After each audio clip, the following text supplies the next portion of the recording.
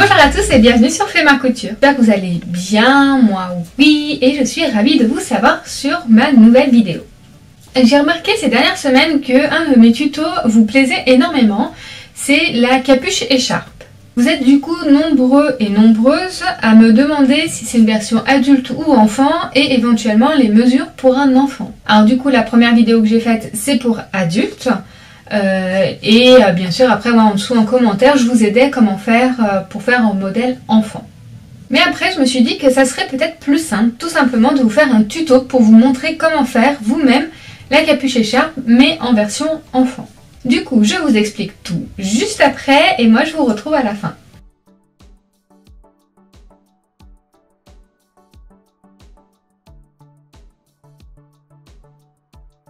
Pour réaliser ce projet, il vous faut 1 mètre de coton, 1 mètre de tissu type polaire, du fil assorti, 1 mètre ruban, une règle, des ciseaux tissu et un stylo friction effaçable.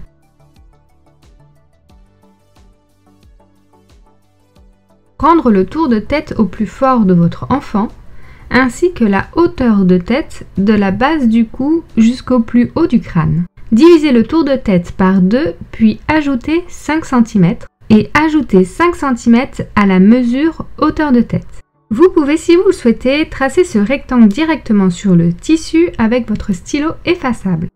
Pliez votre tissu coton en deux et sur un des angles tracez un rectangle correspondant aux mesures prises. Demi-tour de tête plus 5 cm et hauteur de tête plus 5 cm. Arrondissez un des angles. Cela permettra de faire bien la forme de l'arrière du crâne. Tracez tout autour une marge de couture de 1 cm.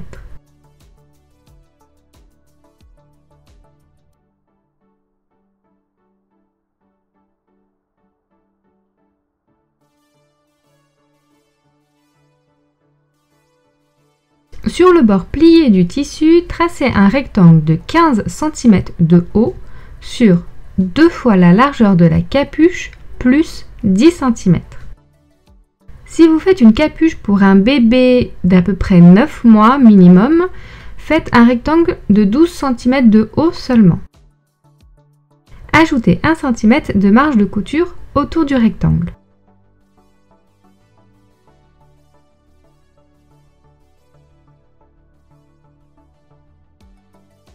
Coupez les pièces dans les deux tissus.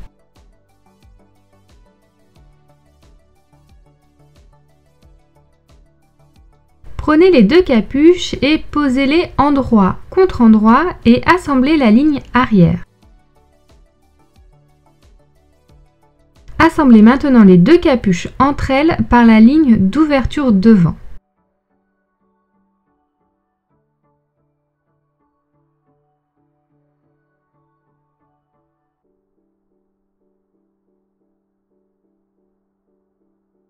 Vous pouvez, si vous le souhaitez, faire une petite couture nervure à 1 mm sur la partie coton pour bien faire tenir la marge de couture intérieure. Retournez la capuche et repassez-la.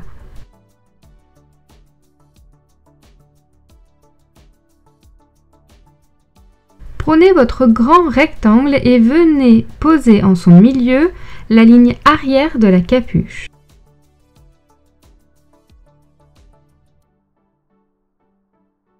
Épinglez tout le long de celle-ci. Posez le second rectangle et assemblez tout autour à 1 cm, mais pensez à laisser une ouverture de 15 à 20 cm pour pouvoir retourner.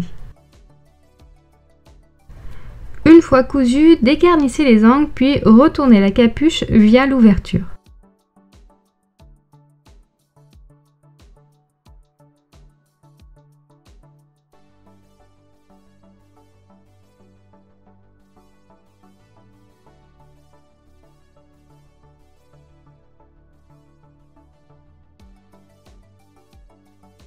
Il ne vous reste plus qu'à fermer celle-ci au point nervure ou à la main. Donc voilà le petit modèle que moi j'ai réalisé. Donc j'en ai profité pour réutilisé le tissu que j'avais fait pour faire la cape enfant. J'ai simplement, il m'en restait encore beaucoup, donc j'ai simplement réutilisé le même tissu pour pouvoir faire cette jolie capuche écharpe. Donc voilà, bon, moi bien sûr elle est trop petite, hein, j'ai ma tête qui dépasse et tout ça, mais voilà un petit peu le résultat. Bon, moi j'ai fait à peu près pour 2 ans, j'ai pas d'enfant de 2 ans avec moi, donc je ne peux pas vous montrer dessus, mais bon, vous voyez un petit peu le résultat que ça peut faire. Dans la vidéo, je vous ai parlé, sur la partie tuto, de faire une petite couture nervure à l'intérieur. J'ai oublié de vous filmer, donc voici un petit peu en fait ce que ça rend. Vous voyez ici. Ça permet en fait de pouvoir faire tenir la doublure vraiment à l'intérieur et qu'elle évite de ressortir. Donc moi je vous conseille de la faire, après ce n'est pas une obligation. Voilà, j'espère que ce petit tuto il vous plaît, que du coup vous allez pouvoir faire plein de capuches écharpes pour vos enfants, bien sûr. En plus je vous explique comment faire par rapport vraiment à l'âge de votre enfant en fait, parce que c'est vraiment du sur-mesure par rapport à son tour de tête et sa hauteur de tête. Donc j'espère vraiment que vous allez pouvoir vous éclater à les faire. N'hésitez pas d'ailleurs à m'envoyer des photos sur les réseaux sociaux, que ce soit Facebook ou Instagram, et à me taguer aussi dessus. Moi je suis toujours contente de voir vos projets réalisés par rapport à mes tutos. En tout cas j'espère que ce projet il vous a plu, et que si vous n'êtes pas encore abonné, je vous invite fortement à le faire et à activer la petite alerte, comme ça vous êtes au courant de mes prochaines vidéos. Et moi en attendant je vous retrouve sur mes réseaux sociaux qui vont s'afficher juste ici, et je vous dis à très vite sur Fais ma couture. Ciao!